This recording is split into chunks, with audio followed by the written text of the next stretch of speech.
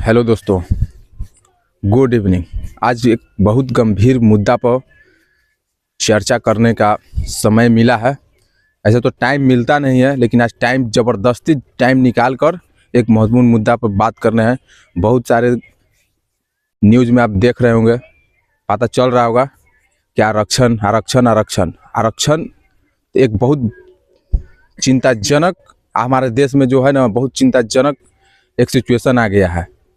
आरक्षण का लाभ सिर्फ उसी को मिलना चाहिए जो इसके काबिल हो, आरक्षण का भी काबिल हो। अब फालतू में सबको आरक्षण मिल जा रहा है, अब जिसको ज़रूरत भी नहीं है, जिसको ज़रूरत है उसको मिल नहीं रहा है। सबसे बड़ा गंभीर मुद्दा ये है कि मिलना चाहिए किसको और किसको नहीं मिलना चाहिए। तो सरकार कहीं ना कहीं सरकार यहाँ पर विफल हो जा रही है। नहीं तो जागरूक जो जनता है उसको हेल्प करना चाहिए सरकार को इसके मुद्दे पर। तो जिसे ये सब ज़्यादा बात डिस्कस न करते हुए सीधे मेन पॉइंट पाते हैं। राजस्थान में एक जाति है। जाति क्या है? मतलब वो जाति है SC ST के कैटेगरी में आते हैं। ज़्यादा तो ST ही कैटेगरी में है, SC तो नहीं है, ST में ही आते हैं। वो जाति है आपको, जिसे कोई कुमार मीना, फलना कुमार मीना, कहीं भी आज का डेट में देखिए, अगर हम बोल रहे हैं चाहे कोई भी बोल रहा हो, आज के डेट में अगर हम झूठ बोल रहे हैं तो आप कहीं रिजल्ट आता है वहाँ पर चेक कीजिए।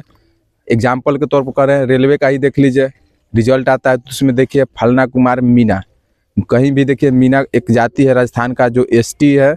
लेकिन मोदी सरकार उसको OBC में डालने का प्रयास किया गया था।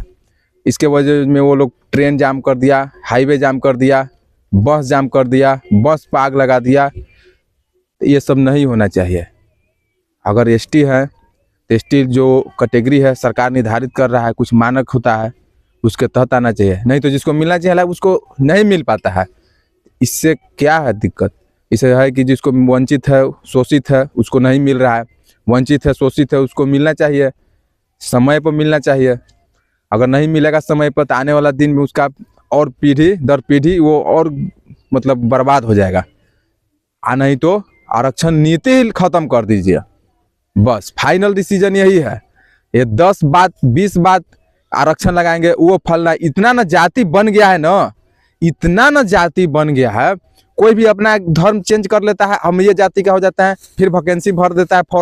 फॉर्म मेन मुद्दा क्या है? नौकरी के चलते शादी विवाह कर लेता है। आजकल के लेडीज का भी देखिएगा न्यूज, तो शादी रहेगा राजपूत, रहेगा भूमिहार, रहेगा ब्राह्मण, चाहे रहेगा अपर कास्ट का, ठीक, कर लेता है शादी। क्या बोलते हैं, SC ST से कर लेता है। फिर देखिएगा UPSC का फॉर्म भर देता है SC ST से। वो तो भाई ऊपर है, पढ़ा लिखा होगा और नौकरी ले लेता है। तो सरकार यहाँ पर कानून लाया है तो बहुत अच्छा कानून है। कानून क्या है कि आपका पीढ़ी, जैसे आप जो कास्ट का है वो कास्ट के नहीं, आपके मतलब माता पिता कौन कास्ट के हैं उस स्टेटस पर आपका बहाली होगा। तो यहाँ सरकार बहुत अच्छा कानून लाया है। नहीं तो क्या करता था, सब शादी विवाह कर लेता था, नौकरी लगता था तो लड़का को लात मार के भगा देता था। तो सरकार यहाँ बहुत अच्छा काम किया है, इसके लिए हम बहुत तारीफ करते हैं। तो ये ऐसा ही नियम लाए, बाप माए का जो कैटेगरी है वही कैटेगरी से चले आएगा, ना कि शादी के बाद कैटेगरी चेंज कर देना, ये गलत है। ऐसा होता था तो इसीलिए तो लड़का सब बर्बाद हो जा रहा था। तो मेरा कहने का तात्पर्य ये है कि जैसे जो वंचित है, शोषित है, उस एक आधार पर एक डेटाबेस तैयार किया जाए।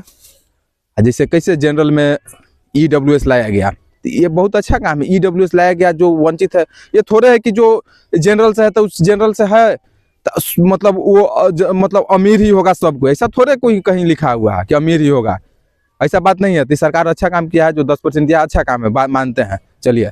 तो ऐसा ही अब जैसे कोई कास्ट है तो उसको अब जैसे अब मान के चलिए कोई SC ST है, IAS बन गया उसका पिताजी, तो आने वाला पीढ़ी को उसको IAS बन गया तो SC ST के तहत क्यों दे रहा है नौकरी? उसको मत दीजिए, उसको जनरल से फाइट करने के लिए बोलिए, पढ़ने के लिए बोलिए। IAS से तो उसको पढ़ा नहीं सकते हैं। जो शोषित है वो पढ़ेगा ना, चाहे जो सचमुच में अनपढ़ है, चाहे मतलब नहीं पढ़ पा रहे हैं, अनपढ़ हैं, उसको पढ़ाइए, उसको आगे बढ़ाइए। अब ये DM बन जाएगा, SDM बन जाएगा, IPS बन जाएगा, तो उसका बाल बच्चा तो आराम से कहीं भी पढ़ सकता है। वो तो मतलब देश का नाम ऐसे ही रोशन करेगा पढ़ लिख कर, तो उसको भी छूट चाहिए। तो ये सब कहाँ जाएगा बेचारा? कहीं नहीं जाएगा, यही दम घुट के मर जाएगा। इससे अच्छा है कि आरक्षण ही खत्म कर दिया जाए, नहीं तो आरक्षण दीजिए, मुद्दा पर दीजिए, जो बात है वो पर दीजिए। अब नहीं तो अब बहुत ऐसा कास्ट है, हम नाम लेंगे तो बवाल हो जाएगा, तो नाम लेना नहीं चाह रहे हैं। इसलिए आरक्षण नीति लाई है, बट जो इसके हकदार है उसी को दीजिए, नहीं तो मत दीजिए। आरक्षण नीति खत्म कीजिए, मेरिट बेसिस पर ही कर दीजिए। जो इसके लायक है वो काम करेगा, और नहीं अगर लायक है तो ये काम नहीं कर सकता है। बात खत्म हो गया। जिसका ज़्यादा नंबर उसका नौकरी लगेगा, जिसको ज़्यादा नंबर नहीं है फेल होगा, फेल हो जाएगा, बात खत्म है। फिर से तैयारी करेगा, नहीं होगा तो अपना जो रोजगार है वो करेगा। कम से कम लगल तो नहीं रहेगा 10 साल 20 साल, घिसी तो नहीं रहेगा, बाल नहीं ना उड़ेगा। IPS की तैयारी करते करते 40-50 साल हो जाता है उम्र सबका, 40-40 साल तक डेरा लेके पढ़ते रहता है। इससे क्या होगा? इससे कुछ फायदा नहीं है। देश और इस थी चल जाएगा, पीछे चल जाएगा। इसीलिए मेरा निवेदन है भारत सरकार से, ये सब आरक्षण पे एक विशेष गहन मुद्दा है, इस पर ध्यान दिया जाए और देखते हैं कहाँ तक ये बात जाता है। चलिए दोस्तों, धन्यवाद।